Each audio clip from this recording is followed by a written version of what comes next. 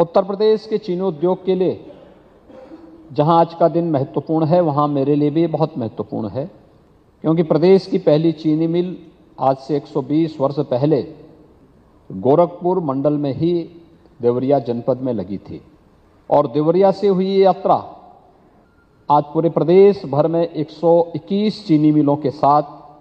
देश की सबसे अधिक, हमारा अन्नदाता किसान जहां सबसे अधिक गन्ना उत्पादन करता है, सबसे अधिक चीनी मिलें भी उत्तर प्रदेश के अंदर हैं। सबसे अधिक चीनी उत्पादन का कार्य भी उत्तर प्रदेश में होता है। और 2018 के बाद जब भारत सरकार ने, आदरणीय प्रधानमंत्री जी ने चीनी उद्योग की उस समय की स्थिति को ध्यान में रख करके इथेनॉल उत्पादन के लिए, शुगर केन से सीधे इथेनॉल बनाने के लिए जब अपनी अनुमति दी, तो आज इसका परिणाम है कि उत्तर प्रदेश देश का सबसे अधिक इथेनॉल उत्पादन वाला राज्य भी बन चुका है। और आज हमने देखा है यहां पर कि टोयोटा ने अपनी जो नई कार लॉन्च की है, इथेनॉल से कितने अच्छे ढंग से उसका जो एवरेज है, उसका जो बैकअप है, इन सबको अगर आप देखेंगे तो यह न केवल वर्तमान की बल्कि भविष्य की एक नई संभावना की ओर भी हम सबका ध्यान आकर्षित करती है। जय भारत माता की जय, भारत माता की जय, वंदे मातरम, वंदे मातरम, वंदे मातरम, महाराणा प्रताप की जय, महाराणा प्रताप की।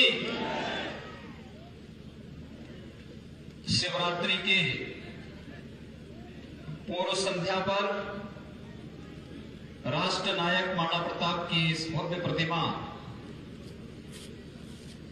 के लोकार्पण कार्यक्रम में आज मंच पर उपस्थित प्रदेश सरकार में मेरे वरिष्ठ सहयोगी, प्रदेश के जल शक्ति मंत्री श्री स्वतंत्र देव सिंह जी, विभाग के राज्य मंत्री श्री रामकेश निषाद जी,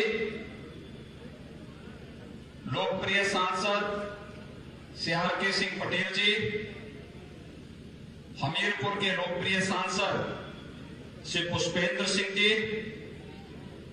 बांदा सदर से लोकप्रिय विधायक श्री प्रकाश द्विवेदी जी, भारतीय जनता पार्टी के जिला के अध्यक्ष श्री संजय सिंह जी, श्री नरेंद्र सिंह परिहार जी, श्री जगराम सिंह चौहान जी, भारी संख्या में आज के इस मूर्ति अनावरण कार्यक्रम में उपस्थित बांदा से जुड़े हुए उपस्थित सभी भाइयों बहनों, आप सबको आज मैं हृदय से अभिनंदन करता हूं कि राष्ट्र नायक महाराणा प्रताप की इस भव्य प्रतिमा के अनावरण कार्यक्रम में आप सबने एक संक्षिप्त नोटिस में इतना भव्य कार्यक्रम आज यहां पर आयोजित किया है। मेरे पास माननीय विधायक श्री प्रकाश द्विवेदी जी ने, श्री रामकेश निषाद जी ने, माननीय सांसद श्री आर.के. सिंह पटेल जी ने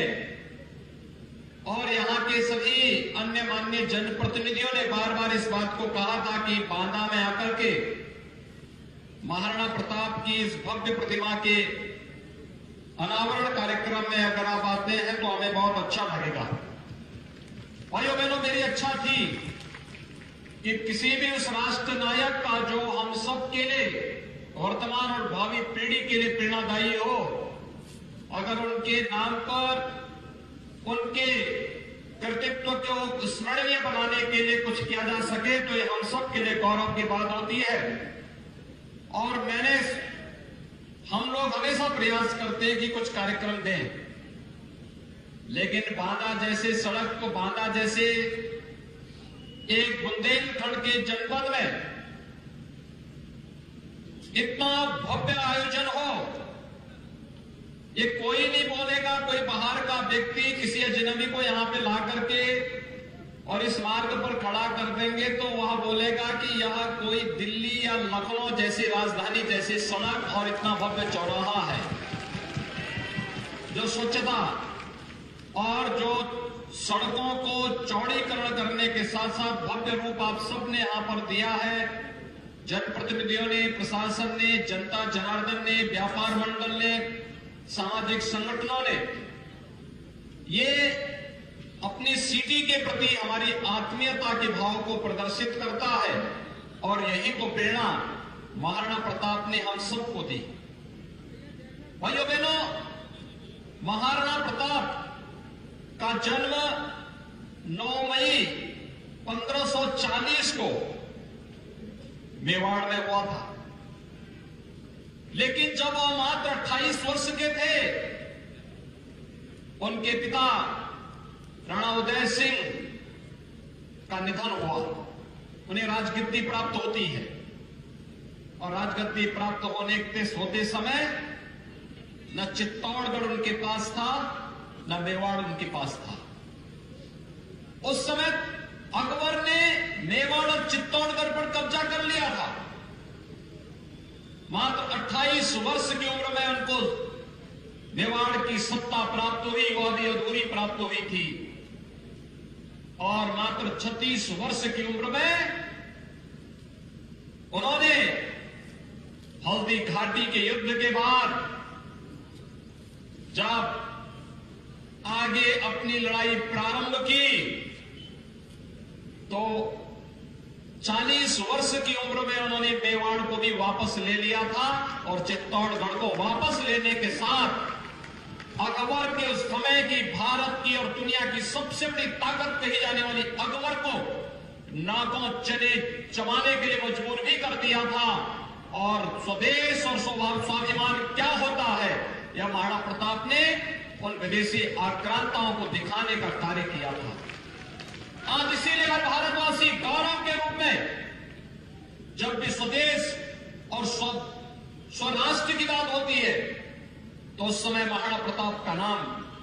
छत्रपति शिवाजी महाराज का नाम, गुरु गोविंद सिंह जी महाराज का नाम, झांसी की रानी लक्ष्मीबाई का नाम बड़ी श्रद्धा और सम्मान के साथ लेते हैं, क्योंकि इन महापुरुषों ने अपने लिए नहीं, एक एक क्षण अपनी मातृभूमि के लिए जिया था, स्वदेश और स्वधर्म के लिए जिया था।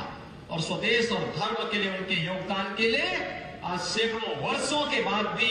हम सब इन महापुरुषों का स्मरण करते हुए सदैव बड़ी श्रद्धा और सम्मान के साथ हर भारतवासी गौरव की अनुभूति करता है जब महाराणा प्रताप का नाम, छत्रपति शिवाजी महाराज का नाम, गुरु गोविंद सिंह जी का नाम,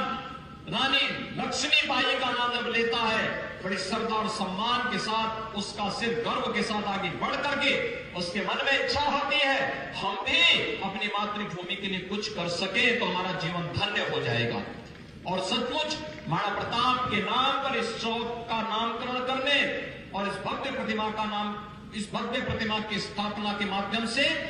वर्तमान और भावी पीढ़ी को एक नई प्रेरणा प्रदान की गई है। मैं इसके लिए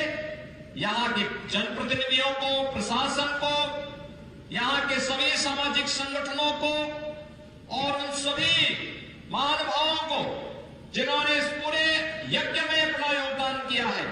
उन सबका हृदय से अभिनंदन करता हूं। कल शिवरात्रि है और शिवरात्रि की मंगलमय शुभकामनाएं आप सबके प्रति देते हुए विश्वास के साथ कहता हूं कि महाराणा प्रताप का यह प्रेरणादायी जीवन चरित्र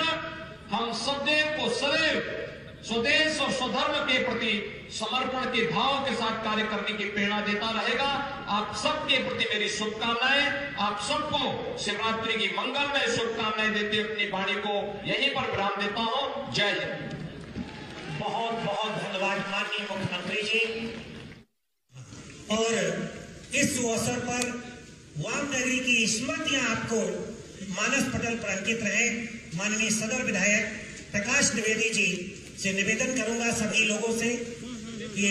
अपने कर कमलों द्वारा माननीय मुख्यमंत्री जी को ये स्मृति चिन्ह भेंट करने की कृपा करें। साथ ही मैं निवेदन करूंगा माननीय प्रकाश द्विवेदी जी से